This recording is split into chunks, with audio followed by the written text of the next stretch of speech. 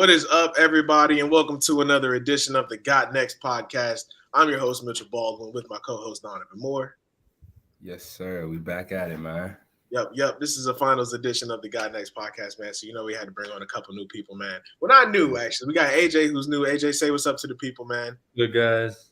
This guy, Miami Heat fan, High Point University basketball player from Miami, goated. That's my guy right there. And then we got Jean-Luc Welch here.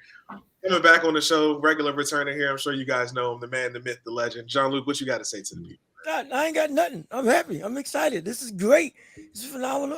I didn't think I was going to get called back, but hey, here we are. And so, guess I ain't run out my welcome. So, amped to be here. Yep, absolutely, man. You guys see the socials and everything, man. We're going to go ahead and get into the show today. So, without further ado, man, let's get into the intro.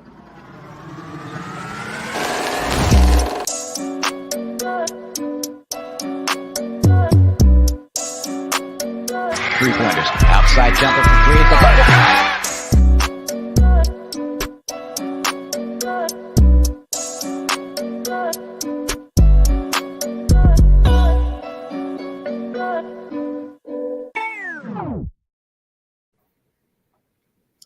So obviously, man, this being a finals recap, basically, and prediction episode, we're going to go ahead and start getting into the final stuff, man. So let's go around the room. I guess we're going to go ahead and start with AJ, and then we'll go to Donovan, Jean-Luc, and then it'll be me afterwards. So let's say the biggest shock of the playoffs so far. AJ, go ahead, take it away.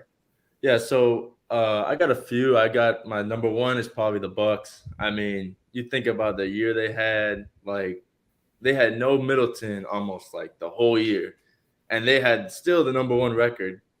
Then it comes to playoff time, little time off in between the playoffs and season. Then they start getting cold. And then Miami comes in. They beat them. I mean, that was a shocker. Giannis got hurt. I mean, yeah, there's no excuses there that they lost. But, I think it was a pretty big shocker that Milwaukee lost 4-1, which is kind of crazy. I thought they'd have they go to game 6 maybe or 7. But 4-1 is, that's a shocker. So, yeah, I gotta agree with AJ. Definitely the Bucks. It's definitely the Bucks. I mean, I already know the Heat will be a popular choice to say there. So it's between those two, but I'm gonna let Mitch get his word off with the Heat. So I'm gonna go with the Bucks on this one. That was definitely a shock to see the Giannis, a 2-time MVP, go down in the first round like that. It was almost a sweep at that point, and that was crazy. So I'm gonna agree. I go with the Bucks. I hate it because Mitch knows I had the Bucks winning the championship this year.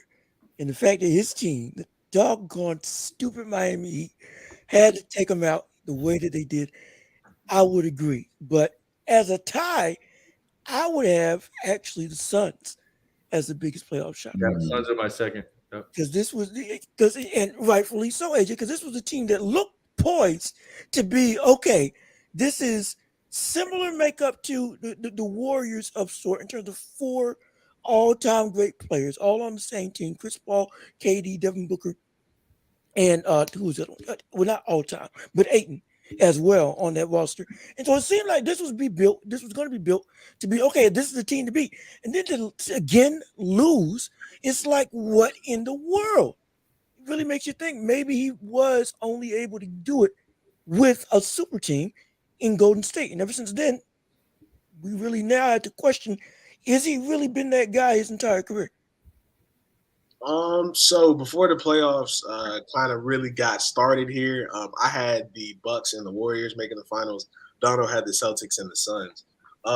Did you guys really think the Suns were contenders? Like this? Yes. I had the Suns and the Celtics. Are you kidding me? It's KD and Devin Booker. They both could put up 40 a night apiece. Also, I can't lie to you. Go ahead, Jean-Luc. Go ahead. I was going to say also Chris Paul and KD, one of the best playmakers in history, with 2 of the best scorers today, one of them being arguably the best scorer of all time. That offense. You kind of went in and out there. And so because it seemed winning out. Are we good? I think we're good. Yeah. You can go ahead. I was simply saying, with Chris Paul, KD, and Devin Booker, the best offense surrounding him that we've ever seen terms of like legitimate all-star talent. Hey, with Chris Paul running the helm, it seemed like it's going to be phenomenal.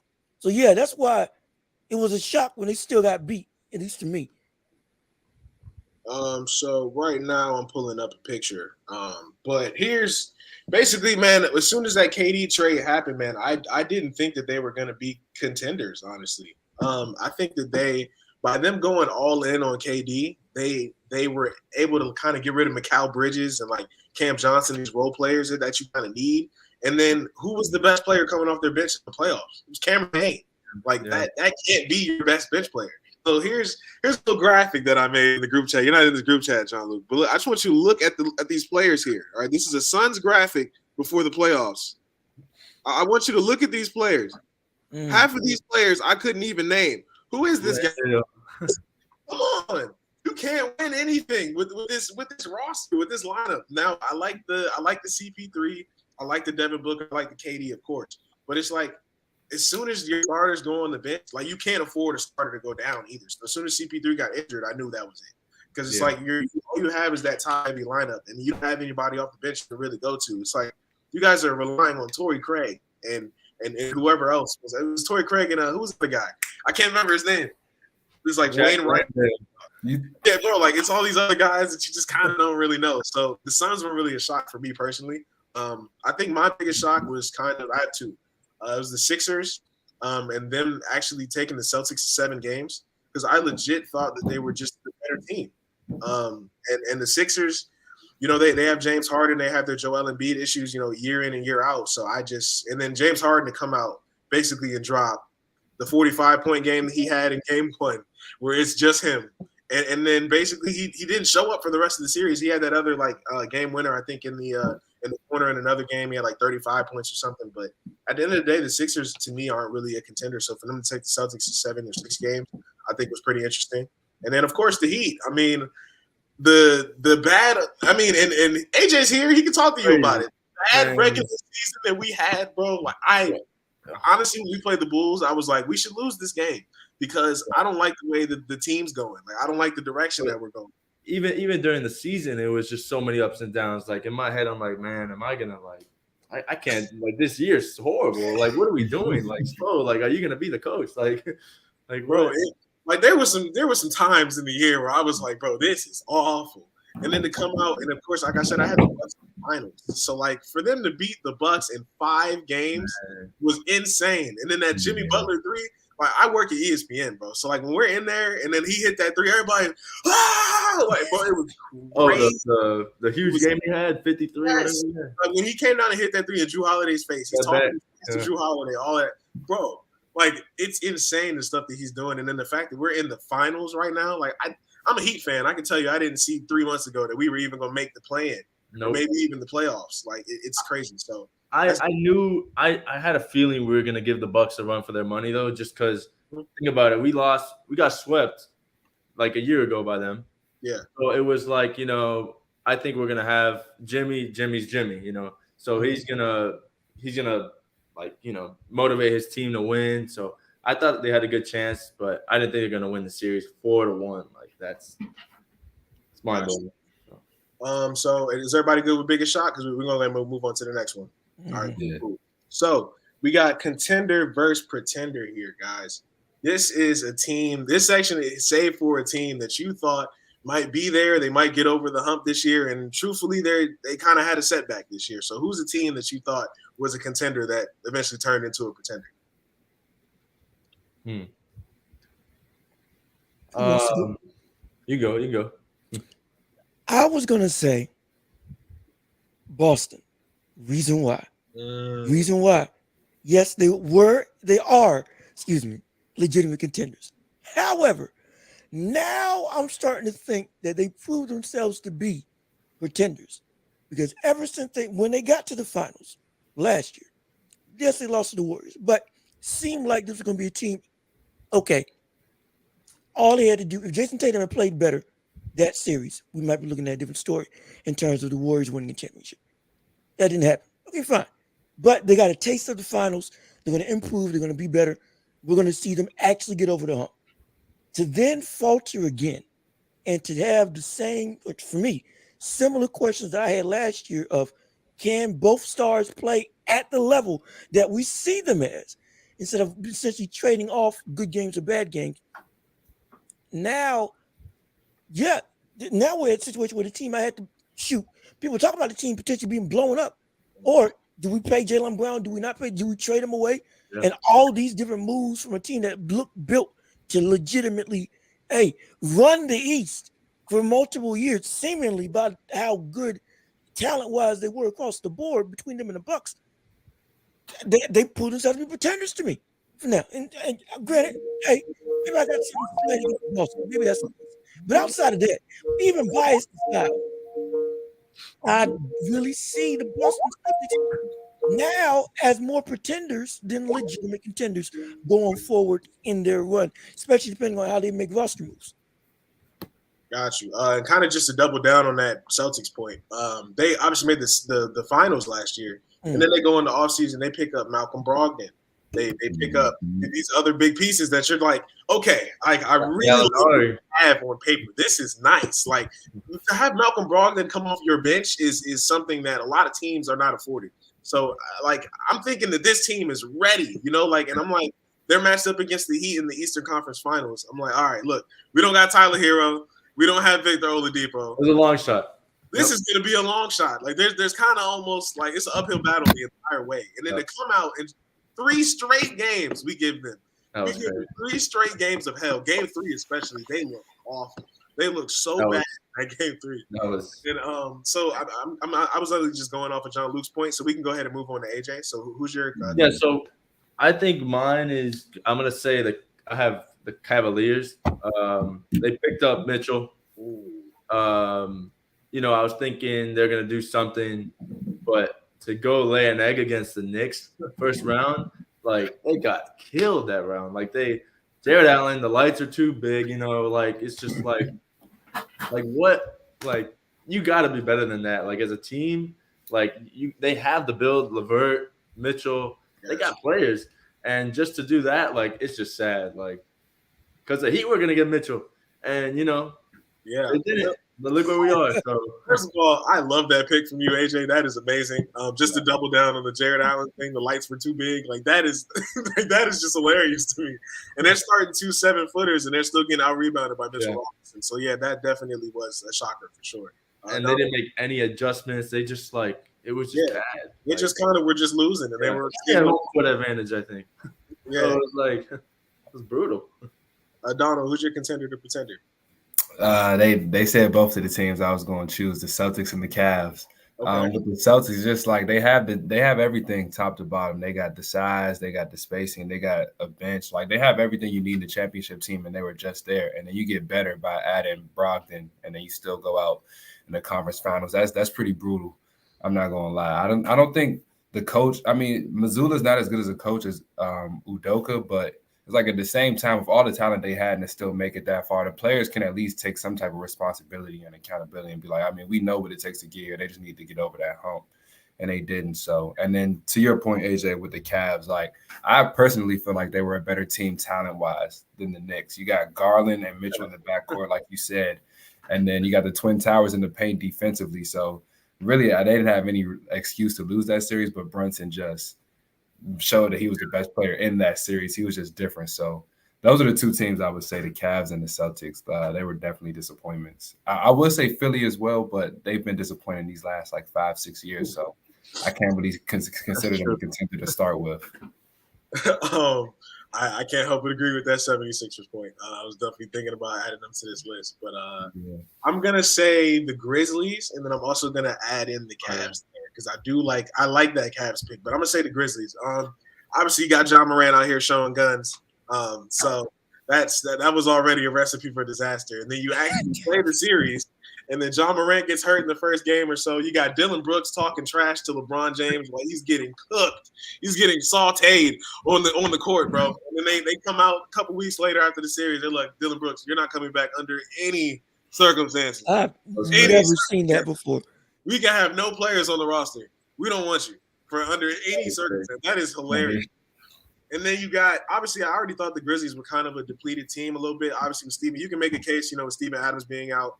There are other Brandon Clark too. Brandon Clark being out as well, that they already kind of didn't have a chance. But it's like you wanted to kind of see a little bit of promise, a little bit of like overwhelming stuff. You like them being able to overcome a deficit and things like that when they're down and they're not favored. And that's just not who this team is. It seems like they're just front runners. That like when they're in the top of the conference, they're doing well. Everything's cool. They're talking trash. They're dancing before the games. And as soon as they're down, they got nothing to say. And then they start firing players like they don't like the entire like backbone of the Memphis Grizzlies. It used to be grit and grind. Now it's like, what is the identity of the Memphis Grizzlies at this point? We don't really know what that is. If I may, I want to combat you because yes, I don't agree they're contenders, but I don't think they're pretenders. Because like we said, they had injuries. Understand? Yes, they're always front runners and they talk a lot. And when they don't, they shut up. I hate it. But that's neither here nor there. Mm-hmm. Legitimately, they do have talent. I think I've been saying this about this team. Currently constructed, they can't win anything. No. But if they traded Desmond Bain and somehow got a legitimate number 2 or even another 1A guy to pair alongside Ja that isn't the same size as Ja, now we're looking at this team may legitimately be a championship contender. Because they're not pretenders. They legitimately were, putting in work throughout the whole season. We weren't talking about this team just because of Ja.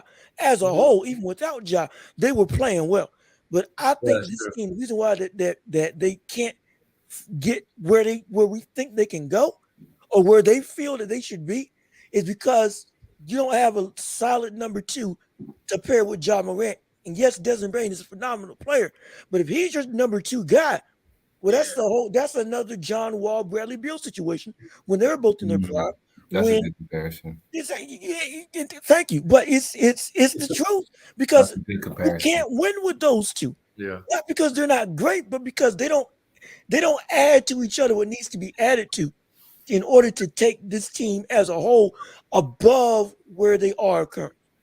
I think also the loss of Steven Adams was pretty big for them. Yeah, I think Jaren Jackson, Steven Adams, I mean, that was a core. I mean, Jackson, Adams, and, Brooks is there, but they can't rely on Brooks. I mean, look what happened. So I feel like Adams was a big loss for them. I mean, it was. Absolutely, it was. Absolutely, it was. And when I say pretender, John Luke, I don't mean like the team as a whole is done or like they're in this place where they can't be good. Like, I think that this team, as currently constructed, they finally looked at this and was like, this isn't working anymore. And to your point that this is like a Bradley Beal, John Wall, this reminds me of that CJ Dame type stuff. But they don't have the ceiling that those two have. Mm-hmm. So, there are some big changes that need to be made. And I think that after the playoffs this year, you can see that. But I think my biggest one now, after hearing AJ's point, was the Cavs. The Cavs, man. Like, again, you thought Darius Garland was going to be there. You thought Donovan. It's crazy. Like, didn't they lose a 5? Yeah. It was a 5. Yep, in 5. That was great. One game against the Knicks. I had them winning in 7. They won one game. So, the Cavs definitely needed. They gotta figure something out in the offseason, man. So next up, we have pretender to contender. We got some shock teams in here. Who's a team that you looked at kind of in the beginning of the season? You're like, nah, man, they're not that good. And then the playoffs came around. They're like, okay, I like what I see. They probably have something to build off here in the future. Yeah, I'm gonna go. I mean, obviously the Heat. I mean, I thought they were not gonna compete as well as they are competing now. I feel like a lot of people are looking at them like, oh man, they're gonna get knocked out like the Bucks. But I feel like they all locked in and they all want to win. And even Steve Kerr said it a few days ago. I read that he was like, the Heat are a winning team. Like, they all bought in, and that's what you need as a winning team. So I feel like that is pretender to contender. I feel like an obvious pick here would be the Kings, just with how they played and performed this year. Even though some of their star players like Sabonis had kind of a down postseason, I feel like the Kings would be a good one. But just to be different, I'm going to go with the Pelicans, honestly, because I just feel like they're such a wild card. Before Zion got hurt, I think they were a top 3 team in the West with CJ and Brandon Ingram, who just keeps getting better every year, it seems like. And then with Zion on top of that, if he's healthy, I just feel like the Pelicans would be a very difficult team for anybody to play against. And then you got Valanciunas in the middle. He can also stretch the floor. And then Willie Green's not a bad coach either. So I feel like the Pelicans can definitely be in that contention status. It's just so many question marks, and it's mostly just Zion's health. But Brandon Ingram was hurt for a stint this year as well. So if they can get the health things in order, I feel like the Pelicans can be very dangerous because they showed when they played, I believe it was Phoenix, last playoffs last year, that they can keep up with them. And yet again, they were missing Zion, I think, that series. So if they have him, who knows what can happen. Mitch, you want to go or you want me to go? I'm gonna go last. Yep. Okay. Oh yeah, this is your show. Excuse me. Let me say that. This is your show. Let me say. Our show. It's for the No. My name and face ain't on there. Oh no, don't play that game. No, because if this crashes and burns, I'm not gonna be the one to play. I'm kidding, but no. The Kings absolutely. I thought like the beam was noise, just noise, but then it kept on, swelling and getting bigger and bigger and bigger. The Kings kept playing, and all of a sudden, De'Aaron Fox is seen as the dog that I saw him as for a number of years. And doggone it, they proved to me that this ain't just a show. This is legit. So they proved to me that they aren't pretenders, especially in that series against the Warriors, which I wish they would have won. Doggone it, I wish they would have won that series. I said, look, this is just because of how well and how hype that entire atmosphere was watching that game. Granted, I hate the Warriors, even despite that. Just to see them move on, I would have loved to see it. But they proved to me that they are legitimately contenders and not pretenders. So that's my best pick in my eyes. Got you. I have two. One of them is going to sound kind of crazy because they're in the finals right now. So I'm going to start with that one. It's going to be the Nuggets. What? Well, listen to me. Listen to me. I want you to listen to me. All right. Now, this logic is going to sound. It might sound crazy. It might make sense. I feel like I can talk somebody into this. All right. Listen to me. Now, we have the Nuggets, right? We got Jamal Murray. We got Jokic. We've had both of these guys since about 2015 or so. Mm-hmm.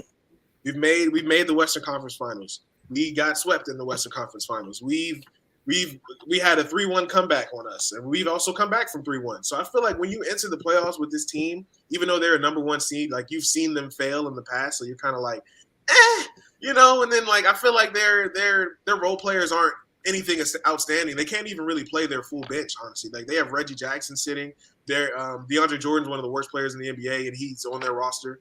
And he's their backup center as of right now. They don't even run a backup center. Their backup center is, I'm trying to remember who their backup center Thomas Bryant. They don't even play Thomas Bryant. I think they've been running MPG. They haven't played any. I think it's been Aaron Gordon. It's been Aaron Gordon. Yeah, I think it's Aaron Gordon that they run a center off. Yeah. So the thing is, like, when you look at this roster, you're not like, okay, this is the team right here. And then Jamal Murray's coming off of his injury and stuff. So before the playoffs started, I'm like, the Nuggets are definitely a team in there. But again, you guys had the Suns. You guys had teams like these other teams that look better on paper, or like their top two players are better than Jamal, or like better than Jokic, we thought. But I think now we've seen the Nuggets fully put it together. And this is when I think that they become a consistent contender now. Because before, maybe they had a good year, like maybe they had a good year here and there. And then but overall, they hadn't really accomplished much. Now that they're in the finals, and I think people are seeing Nikola Jokic at like maybe being this top player in the world, basically at this stage, I think that they're now a contender, like a legit championship contender every year now.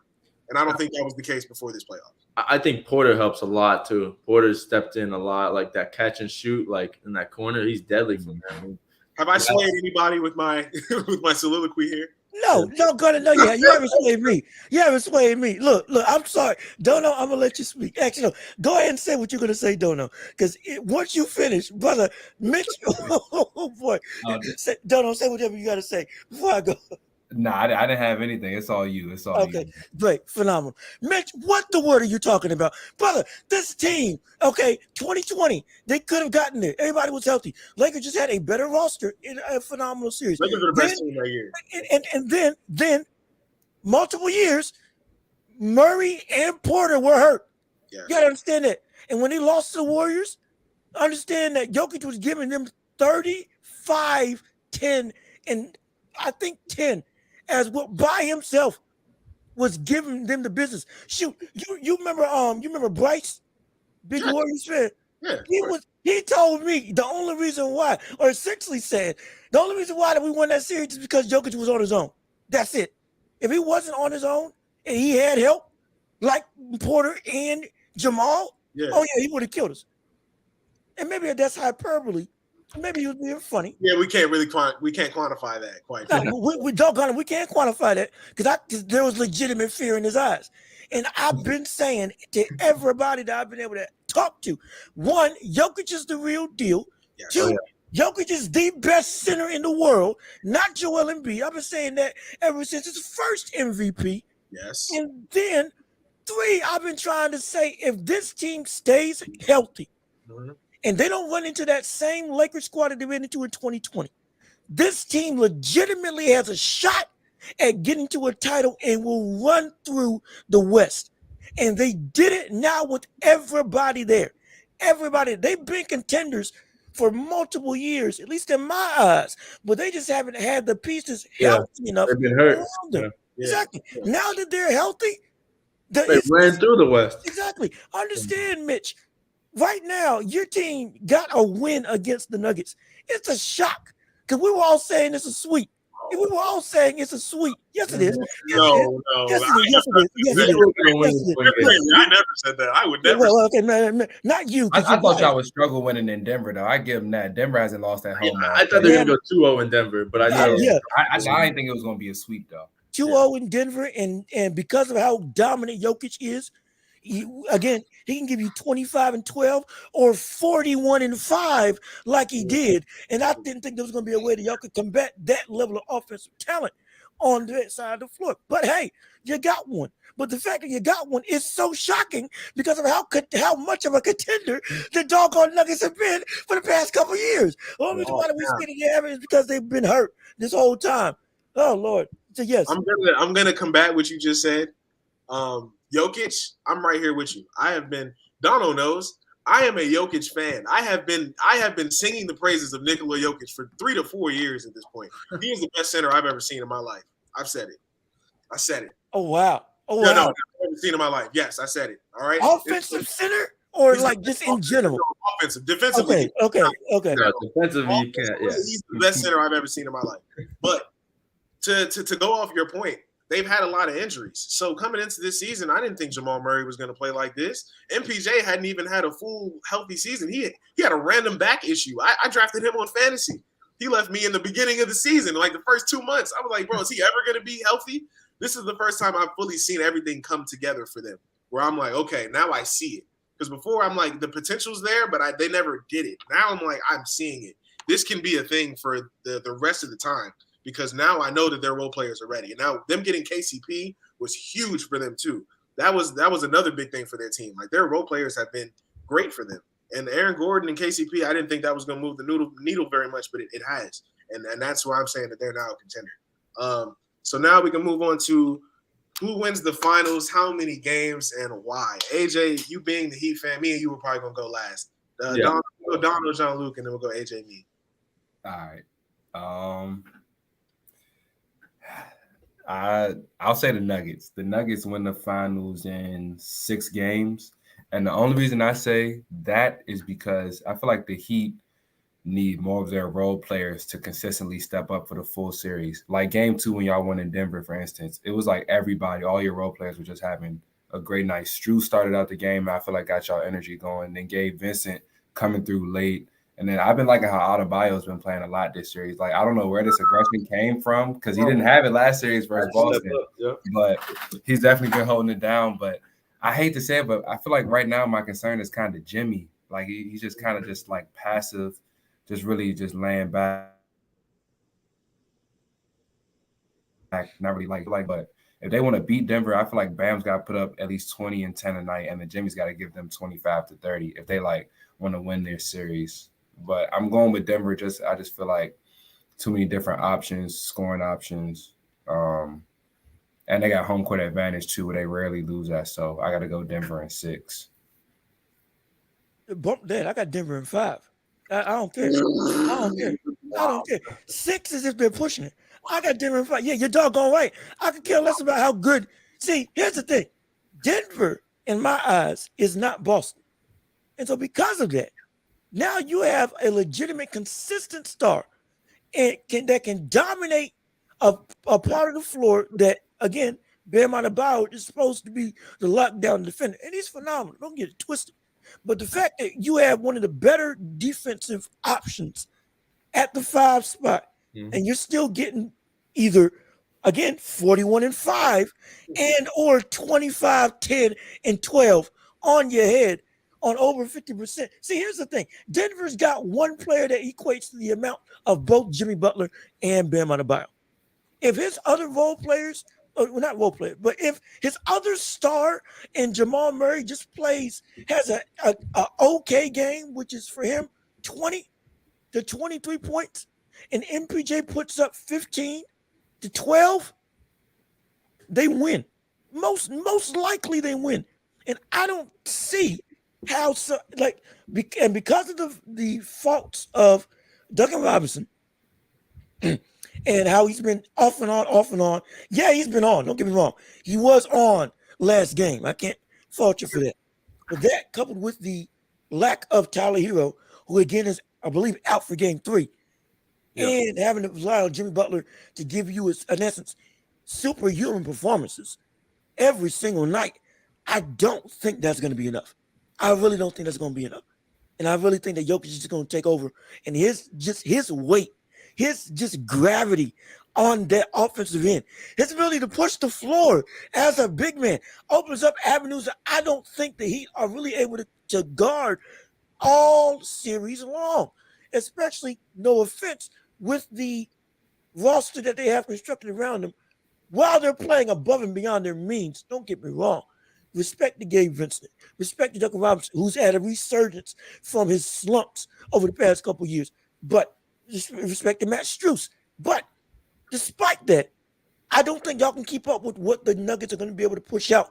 And coupled with the fact that how they adjust is something that I really need to see Eric Spoelstra do. Not because he's not a great coach, but because every time that people have said the Nuggets are down or they figured out how to stop them, one way or another, Malone applied adjustments that made it so that all of a sudden, boom, they get right back in that momentous flow that has them take the series.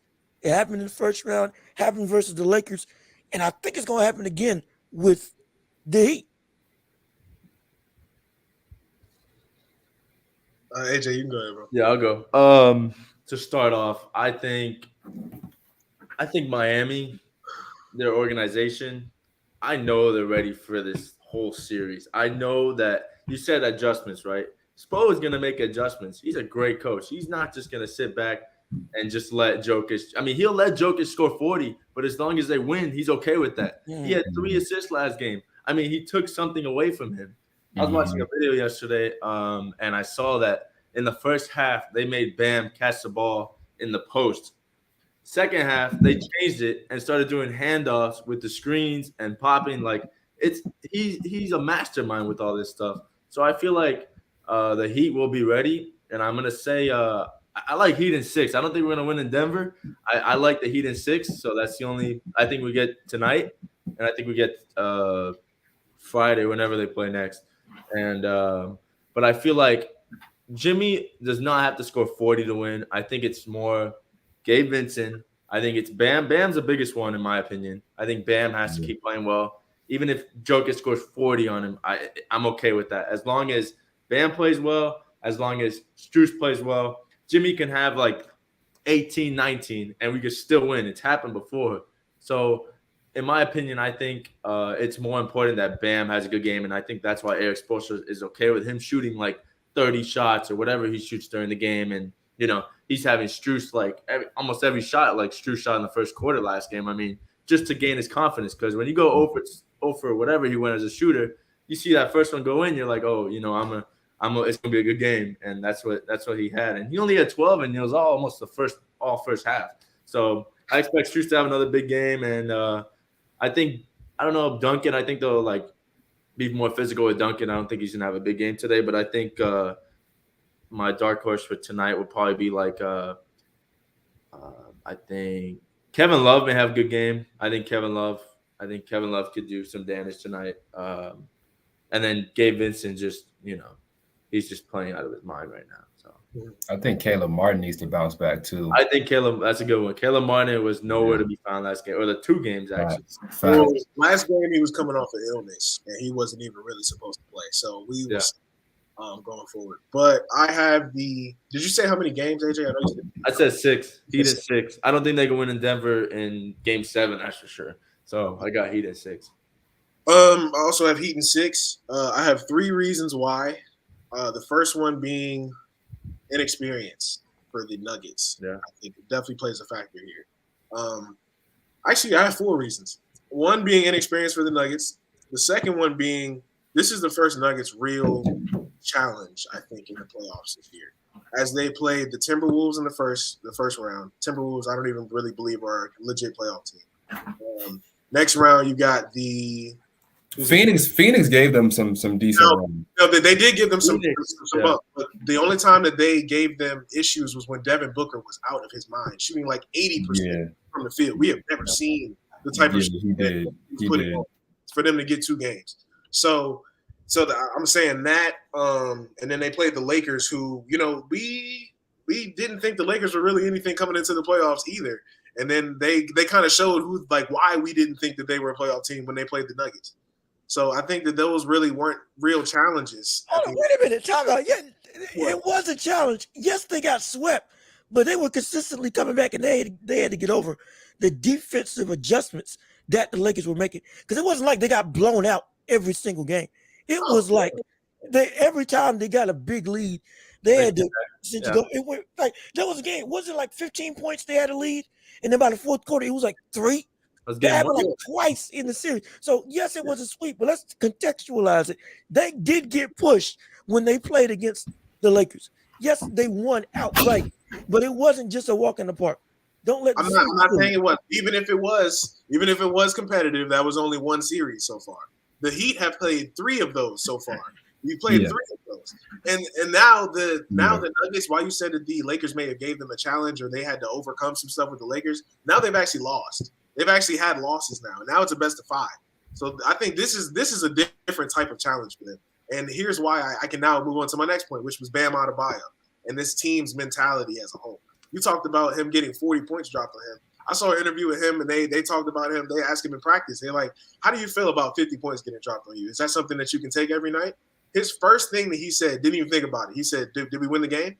That is what matters, bro. That is Bam Adebayo. That is this team's mentality. No one cares if Jokic drops 70, bro. If they lose the game, that's all that matters. Nobody's going to stop Jokic. Jokic is going to be who he is. And this moves me to my next point, which is the 4th and last one. Jamal Murray.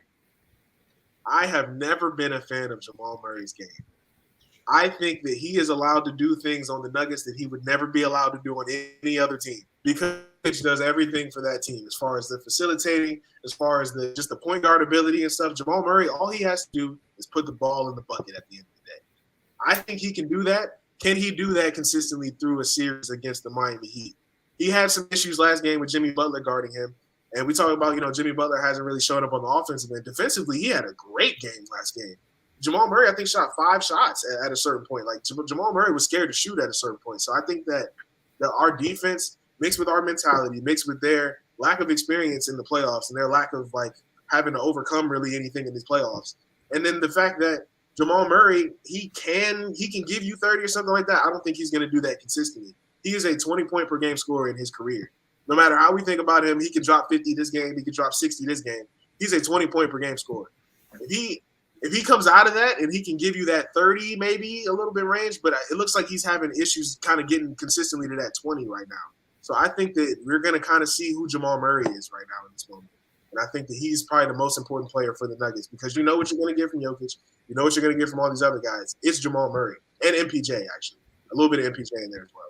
Now, I got a question. Do you think tonight or in the series, do you think they're going to still stunt at Jimmy and keep these shooters open on the outside? Or you think they're going to – now, Jimmy hasn't been playing that well this series. Are they going to lean towards, we're good guarding Jimmy, Aaron Gordon. You're going to guard Jimmy one-on-one, and we'll stay on the outside. Because every time Jimmy drives, he's looking to pass first. Yeah, every time. Why don't they just 5-deny?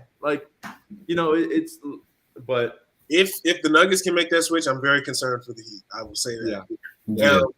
we've seen it throughout Jimmy's career. We've definitely seen it through his playoffs. When you put a bigger player on Jimmy Butler, he is scared. He gets afraid to drive. He gets afraid to drive. Literally, I've seen him get past Robert Williams. He was past him completely and still pump fake when he got to the bucket. So that shows you right there. And Aaron Gordon's athletic. Aaron Gordon's athletic is 6'9". He guarded LeBron. He guarded. I mean, he's guarded all these players. I mean, yeah, KD. He was guarding KD. He made KD struggle. He's Yeah, a player that he's had to guard this entire playoffs in Jimmy Butler. Yeah. So yeah, I like that point from AJ. I think if the Nuggets can make a great point. I would be concerned, but I have yet to see that, so I can't say I'm concerned just yet. And I think tonight Jimmy needs to have. I think Jimmy has a great game tonight. I don't know what it is. My feeling is Jimmy has a great game. I think he hears all the talk. He's going back home, NBA Finals. You know, he's hearing like even last game. Like I never say this to myself. The Heat are on a run in the fourth quarter, right? In my head, I'm like, oh, Jimmy's on the bench the whole time. Oh, just keep him there. Keep him there. Like we're doing good right now. Just keep him there. And then he comes in, and you know they start a little, but he had a big jumper. So I mean, you know, but I'm not too concerned. It's gonna be a great game tonight. Yeah, I'm excited. I agree. It's gonna be great. So last but not least, guys, we had a comment on the chat on YouTube, and somebody asked me who my favorite draft prospect is. So that'll be the last question for today. We'll go around. Everybody, who is your favorite draft prospect for this year's draft? Ooh, I can start. I've been watching this guy since high school and travel ball. I like Scoot a lot. I think he's kind of like an Anthony Edwards kind of player. I think he shoots better. I think he's a great defender. I think he could help whatever team he goes to. I heard he had a workout with the Trailblazers. I heard it went pretty well. But I don't know if they want to shop their pick or not, so I don't know how that's going to go. But I think Scoot is going to be a good pick this year in the draft. I think he should go 2 to Charlotte, but I think they want Brandon Miller. So, yeah, I don't like that pickup for them, by the way. Go ahead, I think Brandon Miller's gonna be tough. Take away all the stuff he was dealing with in college, bro. He kind of reminds me of Paul George, just like smooth, play both. Is that your pick? Yeah, I'm saying Brandon Miller. Okay, Brandon Miller. He just reminds me of Paul George. He's smooth. He could shoot. Just does a little bit of everything. I think he'll be tough. I think Charlotte will be a good fit too, depending on what happens with Miles Bridges. I don't really know what's going on with that, but I think he'll be. So I didn't want to say the obvious choice, Victor. So yeah, I mean Victor obviously number one. Like my answer is Victor, but it's not because of his talent. It's because of regression, and I say that because we've seen similar players like him, who's freaks of nature, especially at the center position, 7 foot something, can shoot, dribble, all that stuff. But they seem to always, some form or another, not all the time, but most of the time, falter and never reach what they can actually be. And with him specifically, injuries, because it's always a concern when somebody's tall like that, and then legitimately playing the 5 against other, again, Anthony Davis, Joel Embiid, Jokic, and all the people in his position who are going to be playing against him. How is he going to be able to legitimately have success from that? Because we can talk all we want about his ability to shoot. He's shooting 28% from 3 and shooting multiple threes in the league that he's in right now, playing overseas. Mm-hmm. And so if that doesn't work, and let's say especially since he's on the Spurs, Greg Popovich, he's going to try to evolve him into another David Robinson, Tim Duncan, which I think he can. But the problem is Victor Wembanyama going to be willing to adapt and take heed to say, okay, I need to actively, instead of trying to accentuate all the stuff that got me here, let me work on the stuff that will keep me here, which will be post game, which will be strength, which will be size, which will be durability, which will be modeling myself after those greats while still keeping the game of, hey, I can still pull up like KD. I can still shoot from 3, but I'm not going to make that my only means of success. Because I think if he goes around that route and tries to keep playing like he's been playing overseas and doesn't adapt and become at least or garner more true post skills, I think we're going to be seeing another Kristaps Porzingis, a good player who can, has some flash, don't get me wrong, and has a lot of good qualities, but it never reached where we thought he could be and inevitably kind of hit a ceiling. and didn't reach the expectation that we felt he could actually get to if he did what we thought he could do, which is maximizing his size. Yeah. I definitely like that. So I got two here. The first one obviously being Wemby. He's just obviously with him being a freak of nature and the talent and all that stuff. He's like, just the fact that he's done things that I've never seen before. I'm really excited to see what he can do in the NBA. I specifically mentioned that step back three where he got that put back dunk. That is insane. That was stupid. That was dumb. I can't believe it when I saw it. I couldn't believe it when I saw it. I'm like, I'm very excited to see Wemby. My other guy, dark horse, is Chet Holmgren. Obviously, he's not in this draft class, but he's going to be a rookie just like the rest of these guys. He didn't have a season last year. Oh, he is. I forgot about that. He'll be a rookie, exactly. And that was actually my other team for pretender to contender. We got so far in the Nuggets, I forgot. I didn't even get to bring them up. The Thunder. Just the fact that they made the play-in this year. Shea had a season, man. When I tell Shea was one of the best three guards in the NBA this year. Facts. So I was already excited for Chet last year. I'm even more excited now. They had both of the Jalen Williams going well for them. They got Giddey. They got Shea. They got hella picks still coming up. I'm excited for the Thunder, man. I think that they have a really bright future coming up, and I really am excited to see what Chet can do this year.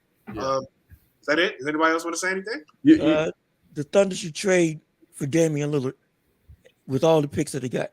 Did anybody see the Damian Lillard news today? Aim to the Heat, man. I don't know how it's going to happen. I think they ship Hero and, Now, look, did you see it? I'm sorry. What happened? Wait, did it trade? Wait, no trade. No trade. He was on somebody's podcast or show, and they asked him between I think it was New York, Brooklyn, Miami, and there was one other place. Bucks, right? Yeah, and I think maybe I can't remember what the last place was, but then he said basically out of those places, which place would you be okay, I'm kind of happy to be here. No hesitation, man said the Heat, obviously. He said, Bam's my guy. Bam's my guy. And then just ended it like that. I'm like, whoa, bro, that's he's my favorite NBA player, Dame. Dame would change life in Miami, bro. Oh my gosh. Yeah, that would be crazy. Always happy to chop it up with you guys, man. That's gonna do it for this finals edition of the God podcast, man. I hope appreciate y'all, man. Appreciate it, Mitch. Make sure you like, comment, subscribe, all that type of stuff. Jean-Luc Welch, obviously. Appreciate you for coming on the show again, regular here. And then AJ, we hope to have you on some more, man. Hell yeah. Facts. Good one.